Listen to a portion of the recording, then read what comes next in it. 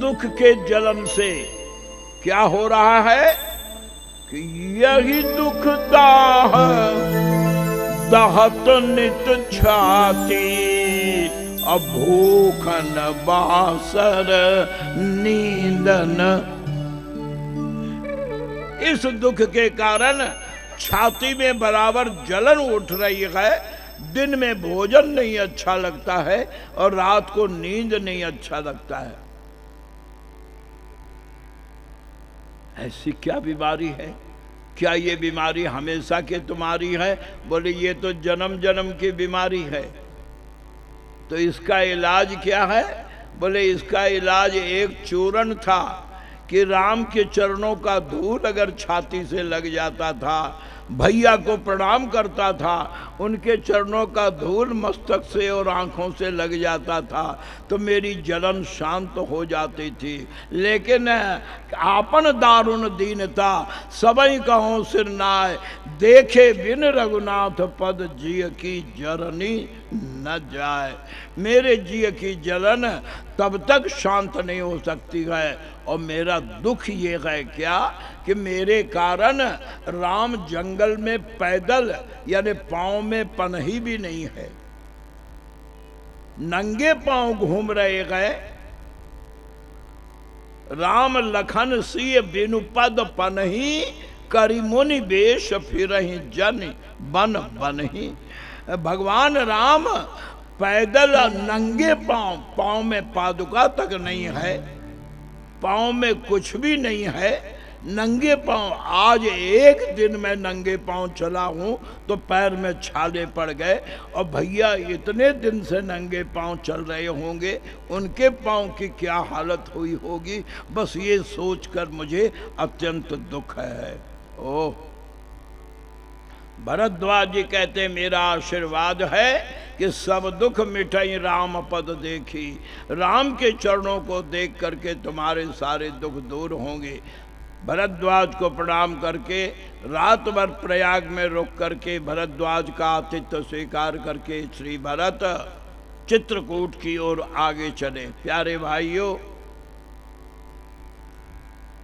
जब चित्रकूट पर्वत के समीप, ध्यान दें, चित्रकूट पर्वत के समीप पहुंचे तो मंदाकिनी नदी के तट पर वशिष्ठ गुरुदेव से भरत ने प्रार्थना की कि गुरुदेव, निषाद से सुना है कि राम ने ऊपर पर्वत पर केवल 2 कुटी बनाई है, एक रहने के लिए और एक सामान भंडार के लिए। तो इतने लोगों को लेकर अचानक अगर राम के पास हम पहुंच जाएं तो राम को असुविधा होगी। तो हम एक काम करें, वशिष्ठ ने कहा क्या आप लोग यहाँ मंदाकिनी तट रुक जाएं, सब लोग यहाँ रुक जाएं। मैं निषाद राज को, क्योंकि उसको मालूम है कि राम कहाँ है, उसने कुटी बनाई है, तो निषाद राज को और शत्रुघ्न को लेकर ऊपर जाता हूँ, राम से मिलता हूँ और फिर वो जैसा कहेंगे, अगर कहेंगे सबको ऊपर बुलाओ तो सबको ऊपर बुलाएंगे। अगर वो कहेंगे कि जब सब लोग आए हैं, सब लोग तो ऊपर नहीं आ सकते हैं, मैं ही नीचे चलता हूँ, तो अगर वो चाहेंगे तो वो नीचे सब लोगों में आ जाएंगे। जैसी उनकी जब इच्छा होगी, आज्ञा हो तो मैं जाऊँ, आप सबको संभालें। वशिष्ठ ने कहा मुझे तो कोई आपत्ति नहीं, लेकिन अपनी माता कौशल्या से पूछ लो, क्या वो पसंद करेगी कि अकेले तुम राम से मिलो। भरत जी कौशल्या के पास जाकर कहते माँ, मैं ये चाहता हूं कि इतनी भीड़ लेकर राम के पास जाना ठीक नहीं है, मैं शत्रुघ्न के साथ पहले जाता हूं, निषाद को साथ लेकर, फिर भैया जो कहेंगे वैसा हम सबके साथ व्यवहार करेंगे। आपकी आज्ञा। कौशल्या ने कहा नहीं, बिल्कुल नहीं, मैं दोनों भाइयों को अकेले नहीं मिलने दूंगी। पता नहीं तू क्या बोलेगा, वो क्या बोलेगा, और दोनों कहीं भाव में आकर के एक ने भी पर्वत से छलांग लगा दी तो मैं तो लुट जाऊंगी ना। अब जो भी बात होगी मेरे सामने होगी, अब मैं धोखे में नहीं रहूंगी। अब जो भी बात होगी मेरे सामने होगी, दोनों भाई मेरे सामने बात करोगे। बोले मां मैं कोई बात नहीं करूंगा, केवल भैया से मिलूंगा, फिर वो जैसी आज्ञा देंगे पालन करेंगे। जब कौशल्या तैयार नहीं हुई तो निषाद आगे बढ़कर कहता, मां मुझ पे भरोसा कीजिए, मैं वादा करता हूं कि भरत भैया को जैसा ले जा रहा हूं वैसा ही आपके सामने खड़ा करूंगा ला करके, कोई भी खतरा नहीं होगा, इनको जाने दीजिए। निषाद के कहने पर कौशल्या ने कहा ठीक है जाता तो है, लेकिन देख कोई बात मत करना, बात जो होगी वो अब मेरे सामने होगी। कौशल्या को प्रणाम करके गुरु की आज्ञा लेकर भरत जी महाराज सबको मंदाकिनी के किनारे छोड़कर पर्वत की ओर आगे बढ़े। सोचा था अभी राम से मिल लेंगे शाम से पहले, लेकिन भाइयों शाम हो गई और अभी पर्वत के किनारे भी नहीं पहुंच पाए। पहाड़ में ये धोखा होता है, संतों को मालूम होगा कि दिखता है कि बिल्कुल सामने है, पर चलते जाओ पता नहीं चलता है कि पर्वत कितनी दूर पर है। तो भरत को पर्वत देखकर लगा था कि शाम तक राम के पास पहुंचेंगे, पर अभी तो शाम तक पर्वत के किनारे भी नहीं पहुंच पाए। जब पर्वत की तलट्टी में रात हो गई तो निषाद ने कहा भरत भैया अच्छा होगा कि रात को हम गांव में रुक जाएं, सवेरे पहाड़ पर चढ़ेंगे। लेकिन भरत को राम से मिलने की जल्दी थी। प्यारे भक्तों, भरत निषाद से कहते हैं तुम्हें तो रास्ता मालूम है ना, तुम तो वहां तक गए हो ना। बोले हाँ मैं तो जंगल में गया ही हूं, आता जाता हूं, तो फिर डर क्या है, मैंने कौशल्या से वादा किया है। भरत हंस के कहते कि हम रघुवंशी हैं, हम खतरों से खेलते हैं, हमें जंगली जानवरों का भय नहीं है, लेकिन भैया इस पर्वत के ऊपर भयंकर गेड़े हैं, जंगली हाथियों का झुंड है, और विंध्याचल के शेर यानी सिंह तो मशहूर हैं, खगहा करिया ही बाघ बराहा। निषाद राज कहते इतने भयंकर जीव हैं पर्वत पर, लेकिन भरत कहते कोई परवाह नहीं, रास्ता मालूम है ना, चलो चलते हैं। भरत की जीत देखकर निषाद चले। अब प्यारे प्रभु प्रेमियों आधी रात तक चलते रहे। अंत में पर्वत जब आधी के करीब पहुंच चुके हैं, वहां कई रास्ते फूट रहे थे। रात के अंधेरे में निषाद को रास्ता भूल गया। गोस्वामी जी लिखते हैं सखहि सनेह विवश मग भूला। निषाद कहते भरत भैया अब मुझे तो समझ में अंधेरे में नहीं आ रहा है, इधर चलना चाहिए या इधर, अगर गलती मुड़ गए तो महीनों चक्कर पर्वत पे लगाना पड़ेगा, इसलिए अब तो सवेरे तक इंतजार करें। देवताओं ने सोचा क्या धरती वाले लाचार हो रहे हैं, ऐसे समय में हम भरत की मदद करें तो भरत हमारा ख्याल रखेंगे। आकाशवाणी करके देवता कहते भरत भैया घबराइए नहीं, हम लोग स्वर्ग से पारिजात पुष्प की वर्षा करते गए, सफेद फूलों को देखकर आगे बढ़ते चलिए, हम रास्ता बताते चलते गए। देखा आपने, ये देवताओं ने अभी भरत की पार्टी ज्वाइन की है। धरती वाले बेचारे अयोध्या से आ रहे हैं, लेकिन ऊपर का फायदा उठाया, पूंजी का फायदा उठाया। कहते हैं हम ऊपर से फूल की वर्षा कर रहे हैं, सखहि स्नेह विवश मग भूला, तो कहीं सुपंथ सुर बरसही फूला। देवता फूलों की वर्षा करके कहते हैं भरत भैया राम के लिए हमने जितनी सुविधा नहीं दी थी रास्ते में, उससे दुगनी सुविधा आपको देंगे। किए जाहि छाया जलद सुखद वहां बरबात, तसमग भय उन राम को जसभा भरत ही जात। भरत को जाने में देवता लोग पूरी मदद कर रहे हैं। अब क्यों, पार्टी ज्वाइन किया है ना, और पैसे वाले पार्टी ज्वाइन करते हैं ना, थैली का मुंह खोल देते हैं तो फर्स्ट सीट पे तुरंत पहुंच जाते हैं। बरसों से बेचारे कार्यकर्ता पीछे रह जाते हैं, अब वो आते ही फ्रंट सीट पर। वही हुआ, धरती वाले तो भरत के पीछे चल रहे थे, पर देवताओं ने अभी अभी पार्टी ज्वाइन की है और फ्रंट सीट पर आ गए। बोले क्या कही सुपन तो सुर बरसों फूला। और फूल के सहारे भरत जी चलते रहे, निषाद भी साथ में घसीटता चलता रहा। भाइयों, अचानक एक पत्थर पर शत्रुघ्न का पांव पड़ा और वो पत्थर हिल गया और शत्रुघ्न खाई की ओर चलने लगे। जैसे शत्रुघ्न खाई की ओर जाने लगे, निषाद ने जान पर खेलकर शत्रुघ्न का हाथ पकड़ करके खाई में गिरने से सैकड़ों फीट खाई में चले जाते। शत्रुघ्न का हाथ पकड़कर खींचकर बाहर लाया। कुछ चोट तो लग गई। निषाद ने भरत से कहा, भरत भैया ये भी कोई जिद है क्या? कम से कम छोटे भाई की हालत तो देखो। अभी अगर ये खाई में चले जाते तो हम कौशल्या को क्या मुंह दिखाते? सवेरे तक इंतजार करो। अब रात में आगे बढ़ना खतरा है। शत्रुघ्न की हालत देखकर भरत को भी लगा कि हाँ, ये मेरी जिद है।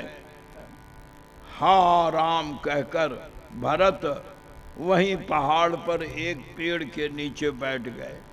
ध्यान दीजिए, रात के 2:30-3 बजे का समय था। ये दोपहर रात से देवताओं ने फूल बरसाना शुरू किया था। रात के तीसरे पहर तक भरत चलते रहे, लेकिन अचानक शत्रुघ्न के फिसलने से भरत निषाद के कहने पर एक पेड़ के नीचे हा राम कहकर बैठ गए, सवेरे का इंतजार करने को, प्रातःकाल का इंतजार करने के लिए। प्यारे भगवत भक्तों, गोस्वामी श्री तुलसीदास जी महाराज कहते हैं कि यहाँ भरत हा राम कहकर बैठे और वहां टेलीफोन की घंटी बजी। कहाँ? ऊपर पर्वत पर राम जी सोए हुए थे, कुटी में सीता जी भी सोई थी, लक्ष्मण बाहर पहरे पर थे। यहाँ भरत हा राम कहकर बैठे कि हाँ भैया, इसी पर्वत पर आप भी हैं, इसी पर्वत पर हम भी हैं, लेकिन प्रकृति का विधान कि हम आप मिल नहीं रहे हैं। हा राम कहकर भरत बैठे। वहां जानकी एक सपना देखकर जग पड़ी। तुलसीदास लिखते हैं कि वहां राम रजनी अभिषेका, रात के तीसरे पहर राम जगे क्यों, सीय स्वप्न यह देखा।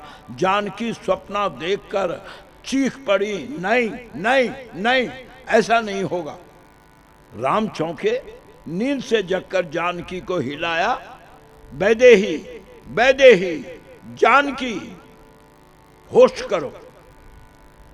राम के झकझोरने पर जानकी का सपना टूटा, होश में आई, पसीने से तर हो रही है, चेहरा सफेद पड़ा है, बोल नहीं पा रही है। राम जी चिंता में कहते हैं, क्यों वैदेही, कोई तकलीफ है? जानकी, कोई सपना देखा? जब राम ने पूछा सपना देखा, जानकी सिर हिलाती है, हाँ देखा। क्या देखा? तो जानकी कहती है, प्रभु अनर्थ देखा।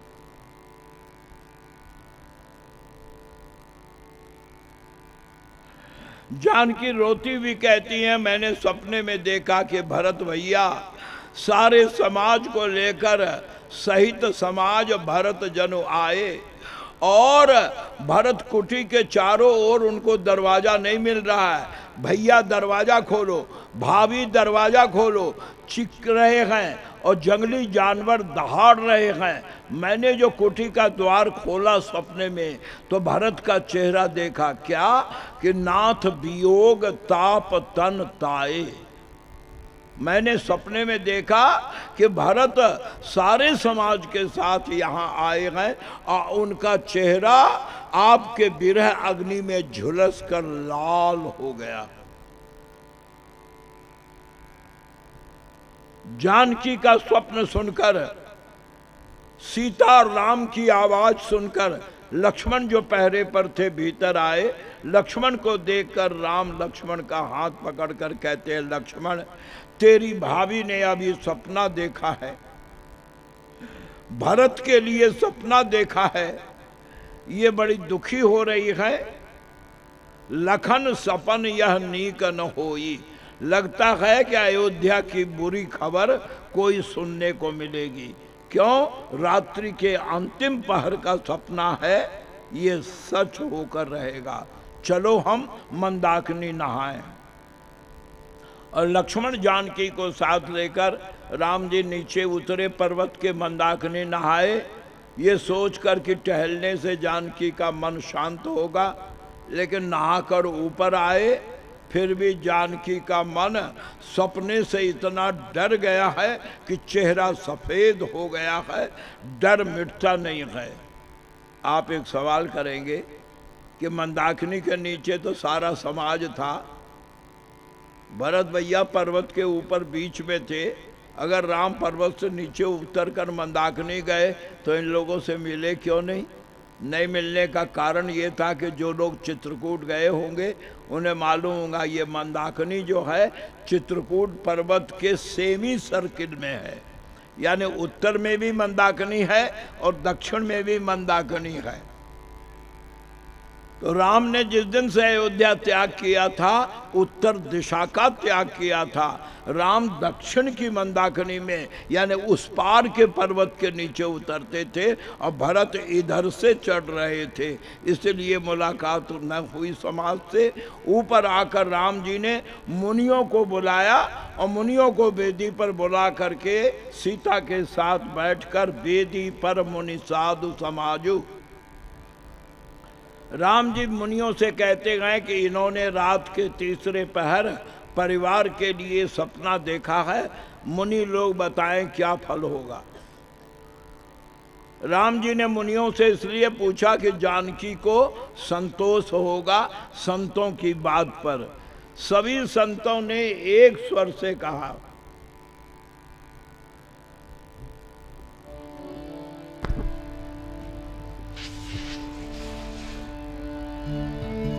श्री राम जय राम जय जय राम, श्री राम जय राम जय जय राम, सीताराम सीताराम सीताराम सिया जो, सीताराम सीताराम सीताराम सिया जो, सीताराम सीताराम सीताराम सिया जो, सीताराम सीताराम सीताराम सिया जो। प्यारे भाइयों, सभी संतों ने मिलकर के राम जी से कहा कि जानकी के स्वप्न का फल ये है कि जो अनिष्ट होना था वो तो हो गया, अब अनिष्ट नहीं होगा।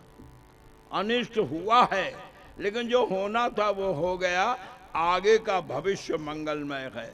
राम जी जानकी से कहते गए, सुना तुमने, अब आगे मंगल है, कोई चिंता की बात नहीं, कोई चिंता की बात नहीं। लेकिन प्यारे भाइयों, राम के कहने पर, मुनियों के समझाने पर भी स्त्री जब कोई स्वप्न हादसे का देखती है और वो भी परिवार के लिए देखती है तो उसका मन खटके से भर जाता है।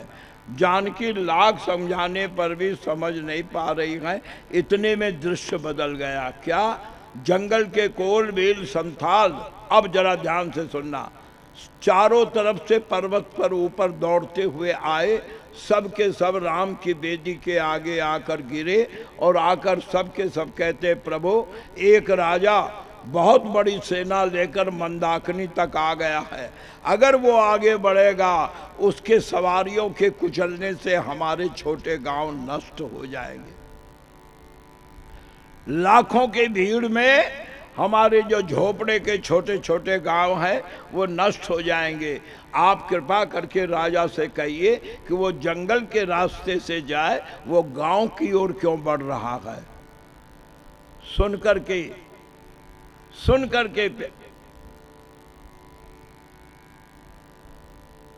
गोस्वामी जी महाराज कहते गए कि गरीबों का ये गुहार सुन करके भगवान राम लक्ष्मण को इशारा करते हैं और लक्ष्मण जी ऊंचे वृक्ष पर चढ़ गए। तुलसीदास जी ने लिखा कि लक्ष्मण ने वृक्ष से चढ़ करके जो देखा सेना को, सेना में अपना झंडा देखा, सूर्यवंश का झंडा देखकर लक्ष्मण समझ गए। नीचे उतरे और मुनि महात्माओं से बोले, महात्माओं आप लोग अपने अपनी गुफा में कुटिया में चले जाइए, ये जगह तुरंत खाली कीजिए। और राम जी से लक्ष्मण कहते हैं, भैया हाँ आप भाभी को साथ लेकर आप भी किसी महात्मा की कंदरा में चले जाइए, मैं यहाँ की अग्नि समाप्त कर देता हूँ, रहने का चिन्ह मिटा देता हूँ, जिससे कि हमारी तलाश न हो सके। राम जी चौंक कर कहते हैं, लक्ष्मण तेरे मुंह से इस तरह की बात अच्छी नहीं लगती, मैं जानकी को लेकर छिप जाऊं क्यों? मुनियों को मैंने बुलाया है और तू इन्हें कह रहा अपने अपने गुफा में जाओ, ये मुनियों का निरादर कर रहा है क्यों? बोले निरादर नहीं, सुरक्षा है। क्या मतलब? बोले आपने समझा ये राजा कौन है? भगवान राम पूछते हैं कौन है और कौन होगा? तुम सीधे हो ना, इसलिए सारी दुनिया को सीधी समझते हो। और कौन होगा? अरे जहर की बेल में कहीं अमृत फलता है? केकई के पेट से जो पैदा होगा वो और क्या करेगा? अब भी नहीं समझे? ये भरत है जो सेना लेकर जंगल में अकेला समझकर, ये जानकर कि 14 साल के बाद आकर हम कहीं हक न जमावे, इसलिए अभी हमारी मजबूरी का फायदा उठाकर वो हमें समाप्त करके अकंटक होना चाहता है। लेकिन राम आपके चरणों की कसम खाकर कहता हूं, आज शंकर भी अगर भरत की मदद करेंगे, जो सहाय कर शंकर आई तो मारो रण राम दुहाई। आपके चरणों की दुहाई देकर कहता हूं, आज भरत को भाई के साथ और सेना के साथ समाप्त करूंगा। राम जी कहते, लक्ष्मण तू अकेला और ये सेना कोई और की नहीं, रघुवंश की सेना है, और ये वो सेना है जो पीठ कभी नहीं दिखाती। ये सारी सेना से तू अकेले टक्कर देगा? लक्ष्मण कहते हाँ। क्यों? इसलिए कि भरत छोटा है, छोटा होकर बड़े पर, ध्यान से सुनो, छोटा होकर बड़े पर हाथ उठाने आ रहा है, तो भरत ये अधर्म कर रहा है, और अधर्म का जो साथ देता है वो भी अधर्मी होता है। तो उन अधर्मियों के लिए मेरा एक धर्म का बाण काफी होगा। राम जी ने कहा तो नहीं, लेकिन राम जी मुस्कुराने लगे। क्यों? बोले अगर भरत अधर्म कर रहा है तो तू कौन सा धर्म कर रहा है? क्यों? भरत मुझसे छोटा है, वो मुझ पर हाथ उठाने आ रहा है तो अधर्म कर रहा है, तो तू तो भरत से छोटा है, तो तू अगर भरत पर हाथ उठाने जा रहा है तो यह अधर्म का उत्तर अधर्म से देने के लिए जा रहा है। लेकिन लक्ष्मण का क्रोध देखकर राम जी बोले नहीं। आकाशवाणी हुई कि लक्ष्मण जी ये सेना तो क्या, आप चाहें तो सारे संसार को भस्म कर दें, क्यों? सारी पृथ्वी इनके मस्तक पे ही तो है, लक्ष्मण ही तो शेषावतार है। लेकिन एक बात है, ऊपर से आकाशवाणी हुई क्या कि ये हमेशा याद रखना चाहिए कुछ करने के पहले कि सहसा करी पाछे पछताही, कहीं वेद बुध ते बुध नाही। तुरंत जल्दबाजी में कदम उठाकर बाद में हाथ मलना ये समझदारी का काम नहीं। लक्ष्मण घबराए, क्या मैं जल्दबाजी में कदम उठा रहा हूं? ध्यान दीजिए, शिक्षा लीजिए। जब लक्ष्मण गुस्से में बोल रहे थे तब राम जी कुछ नहीं बोले, राम जी चुप सुनते रहे।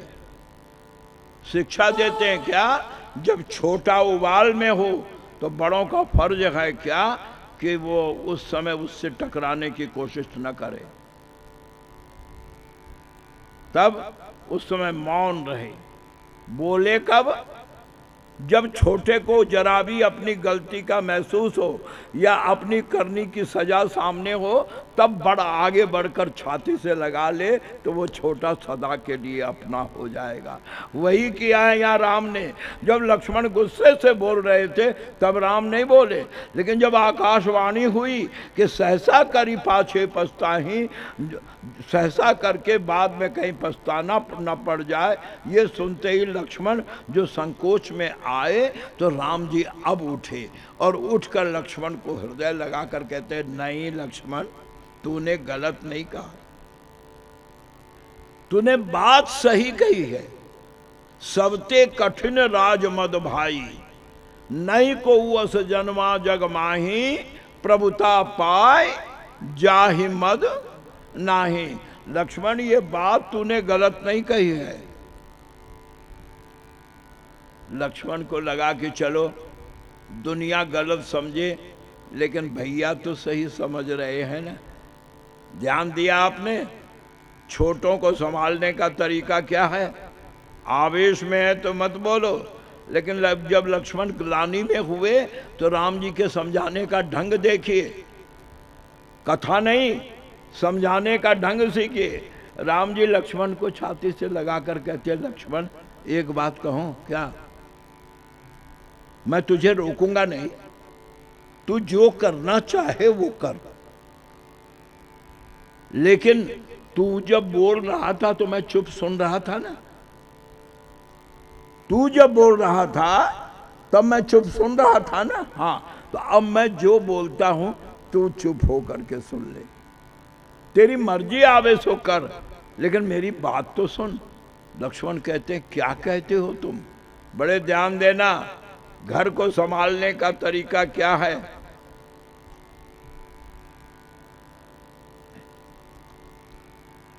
भगवान राम कहते हैं, लक्ष्मण मैं भरत की कोई तरफदारी नहीं कर रहा हूं, तुझे गलत नहीं कह रहा हूं, लेकिन एक बात मैं तुझसे कहूं क्या? तूने मुझे कभी कसम खाते हुए देखा है? सौगंध खाते देखा है? लक्ष्मण कहते हैं, सौगंध तो कमजोर लोग खाते हैं, जिनकी बात का भरोसा न हो। आप तो उस खानदान में है, रघुकुल रीत सदा चली आई, प्राण